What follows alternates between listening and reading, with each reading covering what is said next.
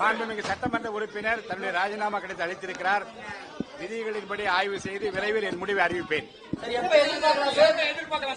விரைவில் என்றால் இன்றைக்கு மாலைக்குள்ள அறிவிப்பேன். அக்ரி கிருஷ்ணமூர்த்தி அவர்கள் சந்தித்து கோரிக்கையில முன்வைத்திருக்காங்க. ஏற்கனவே கோரிக்கை நிலவிருக்கும் போது 3 சட்டமன்ற உறுப்பினர்களுடைய இது ராஜினாமா ஏன் ஏற்கப்பட்டது என்ற கேள்வி முன்வைத்திருக்காங்க. அதுக்கு உங்களுடைய பதில் என்ன சார்? சட்டமன்ற விதிகளின்படியும் சட்ட முறைகளின்படியும் விரிவாக ஆய்வு செய்யப்பட்டு வருகிறது, நடவடிக்கை எடுக்கப்பட்டு வருகிறது. உரிய நேரத்திலே சரியான முடிவை எடுத்து நிச்சயமாக அதை அறிவிப்போம். ஆனா அந்த 3 சட்டமன்ற உறுப்பினர்கள் ராஜினாமா ஏற்கப்பட்டதுல ஏற்கனவே கொடுத்த கோரிக்கைகள் நிலுவையில் இருக்கும் போது சட்டமன்ற குழு தலைவர் கொறடா புதுவை பேரவையில் நடந்திருக்கக்கூடிய நிலையில ஏன் ராஜினாமா கடிதத்தை ஏற்றாரு நிலுவையில் வைக்க வேணும் அப்படிங்கறதா அவருடைய கோரிக்கையா இருக்கு. இப்போதுதான் என்னிடம் மனு கொடுத்திருக்கிறார்கள். 3 பக்க மனுவில் குறிப்பிட்டுள்ள எல்லா விவரங்களையும் நான் இப்போது பார்த்துக் கொண்டிருக்கிறேன். முறையாக ஆய்வு செய்து உரிய நடவடிக்கை எடுக்கப்படும். சபாநாயகர் நேற்று ஏற்றுக்கொண்ட அந்த கடிதத்தை திரும்ப பெறணும் அப்படின்னா நீதிமன்றத்தை அவர்கள் என்னிடம் மனு கொடுத்த பிறகு என்னுடைய முடிவுக்காக காத்திருக்கலாம், அல்லது அவர்கள் விருப்பப்படி என்ன நடவடிக்கை எடுத்தால் அதில் நான் குறுக்கிட முடியாது. சபாநாயகர் என்ற முறையில் அவைத்தலைவர் என்ற முறையில் நான் என்னுடைய பணியை சீராக செம்மையாக செய்து கொண்டிருக்கிறேன். யாரும் எனக்கு காலக்கெடு விதிக்க முடியாது. சட்டத்திட்டங்களுக்கு உட்பட்டு சபை விதிகளுக்கு உட்பட்டு நான் இயங்கிக் கொண்டிருக்கிறேன். முறையான நடவடிக்கை நடந்து கொண்டிருக்கிறது. அந்த தீர்ப்பு முறையாக வழங்கப்படும். அதிகாரம் கிடையாது. அவர் ஏற்றுக்கொண்டதை திரும்ப பெறணும் அப்படின்றது தொடர்ச்சியா அதிமுகவுடைய இபிஎஸ் தரப்பு குழுவினர் தெரிவிக்கிறாங்க சார். ஸ்பீக்கர் ஹஸ் நோ பவர்னு சொல்லியிருக்காரு. ஆனரவுக்கு அதிகாரம் கிடையாது அவர்கள் கருத்தை அவர்கள் சொல்வதற்கு உரிமை இருக்கிறது. என்னுடைய அதிகாரம் என்ன என்பது என் சட்ட விதிகள் சொல்லுகிறது, சட்டமன்ற விதிகள் சொல்லுகிறது. அந்த விதிகளுக்கு உட்பட்டு நடக்க நான் கடமைப்பட்டிருக்கிறேன். அந்த நீதிக்கு தான் நான் தலைவணங்கிறேன். 3 ராஜினாமா கடிதம் ஏற்கப்பட்டதானா அரசியல் வெளியிடப்பட்டிருக்கா? 3 ராஜினாமா கடிதம் ஏற்றுக்கொள்ளப்பட்டதானா? அவர்கள் கொடுத்திருக்கிற 3 பக்க மனுவில் குறிப்பிடப்பட்ட விஷயங்கள் எதுவும் இருக்கிறது. அதை பற்றி முறையாக ஆய்வு செய்து விரிவாக விளக்கமாக நான் உங்களுக்கு பதில் அளிப்பேன். ஆனா ஏற்கனவே முடிவெடுத்து விட்டோம்ல சார், 3 பேர் ராஜினாமா செய்து ஏற்கப்பட்டிருக்கிறது, அரசியல் வெளியிடப்பட்டிருக்கிறது. அப்ப எடுக்கக்கூடிய முடிவுல உறுதியாக்கப்படுதா? ஆனா கொடுத்த கோரிக்கையில் ஆய்வு செய்வது இன்று காலையில் தான் அவர்கள் மனு அளித்திருக்கிறார்கள். அந்த மனு என்னுடைய ஆய்வில் உள்ளது. அதில் என்ன நடவடிக்கை எடுக்கலாம் என்பதை பற்றி நடவடிக்கை எடுக்கிற போது உங்களுக்கு நான் நிச்சயமாக நேற்று எடுக்கப்பட்ட முடிவு உறுதியானது சார். ஏற்கப்பட்டு அரசியல் வெளியிடப்பட்டிருக்கேன் சார். அது ஏற்கப்பட்டது உறுதியா இருக்குமா சார்? அவங்க சொல்றதுல அவங்க தொடர்ச்சியா சொல்றாங்க இந்த மாதிரி திரும்ப பெறணும்ன்றது. ஆனா நம்மளுடைய தரப்புல ஏற்கப்பட்டதா அப்படின்றத அர்த்தமா சொல்றோம். அவர்கள் கருத்தை 3 பக்க மனுவிலை கொடுத்திருக்கிறார்கள்.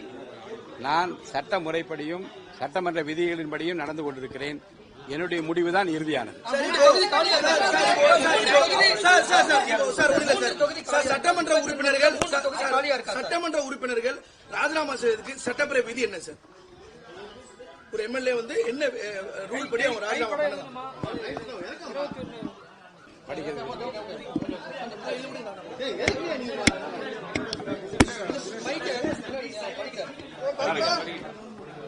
பேரவை உறுப்பினர்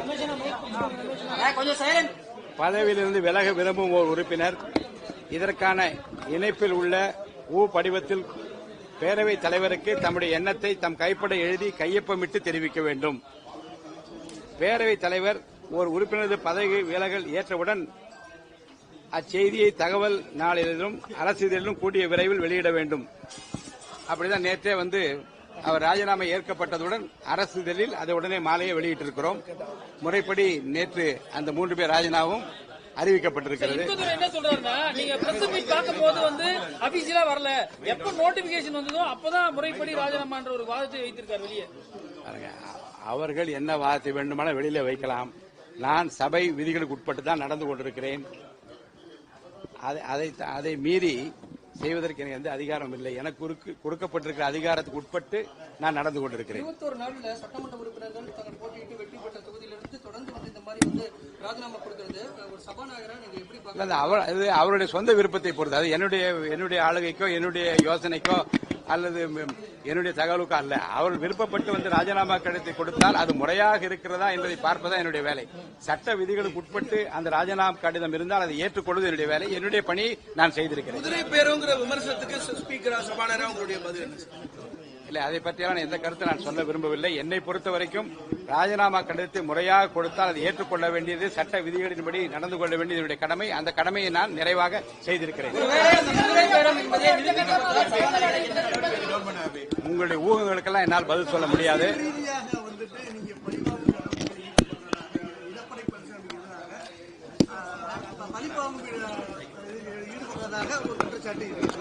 கடந்த காலங்களில் நீங்க பன்னீர்செல்வத்துக்கு பின்னாடி இருந்தப்ப அவர் எதுவும் கேட்கல, இப்போ வந்துட்டு நீங்க வந்துட்டு அவருக்கு பழி வாங்குறீங்க. ஒரு கருத்து நான் இல்ல, அதாவது யாரையும் பழி வாங்குற இடம் இந்த சபாநாயகர் அலுவலகமோ சட்டமன்ற பேரவையோ அல்ல. ஒரு உறுப்பினர் தன்னுடைய சுய விருப்பத்தின்படி அவர் கையொப்பமிட்டு ஒரு கடிதத்தை நேரிலே வந்து ராஜினாமா கடிதம் என்று தருகிற போது அது முறையாக இருக்கிறதா என்பதை பார்த்து அதை ஏற்றுக்கொள்ள வேண்டியது என்னுடைய கடமை. என் கடமையை நான் செய்திருக்கிறேன். அவர்களாக ஏதாவது கற்பனை செய்து கொண்டால் அல்லது ஊடகவியலாளர் நீங்களே ஏதாவது கற்பனை செய்து கொண்டால் எனக்கு எந்த பழிவாங்க உணர்ச்சியோ யார் மீது கோபமோ வெறுப்போ எனக்கு கிடையாது. நான் சட்ட விதிகளுக்கு உட்பட்டு தான் நடப்பேன். அப்படிதான் நடந்து கொண்டிருக்கிறேன். EPS தரப்பு கொடுத்த அந்த கடிதத்து மேல டிஸ்குவாலிஃபிகேஷன் நடவடிக்கை அந்த எம்எல்ஏக்கள் மேல எடுப்பீங்களா? 40 days மேல ஆயிருச்சு. அது ஆய்வுக்கும் நடவடிக்கையும் உட்பட்டு இருக்கிறது. நிச்சயமா நடவடிக்கையில் தொடரும்.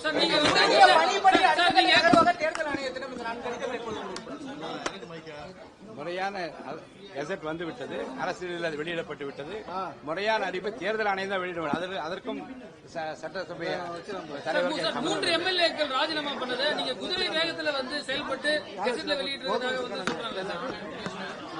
என்னுடைய பணியை எப்படி செய்ய வேண்டும் என்று விதி சொன்னதாலோ அந்த விதியின்படி நான் செய்திருக்கிறேன்.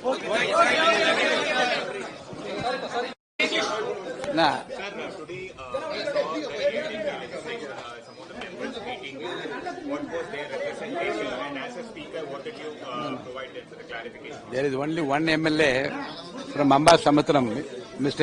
Honorable Isaki Subbaya, gave his resignation letter. I have taken the letter from me and I am going to go through it completely and announce whether I am accepting it or not. It will be announced very soon. Some MLAs, ADMK MLAs have met you today, and what the demands they have went on to you? Some of the MLAs have given some representations. I said I will go through it and then give them the suitable reply. What is the response to the criticism being leveled by the ADMK leaders who made you? Inbadurai said that the speaker doesn't have so much power that he can accept the resignation because their demand has been to withdraw the resignation that their MLAs have given. See, anyone who meets me, whatever they speak to me, I can answer. Whatever they tell outside to the press, I am not here to answer that question. And what is the response to the horse trading comment that's been provided? Because both the factions, and DMK have been saying the same thing. All this does not come under my purview. As a speaker, I am discharging my duties according to the rules of the assembly. They have given the resignation letter. It is in accordance with the rules. So it is. I have accepted all the 3 MLAs. One MLA has given today.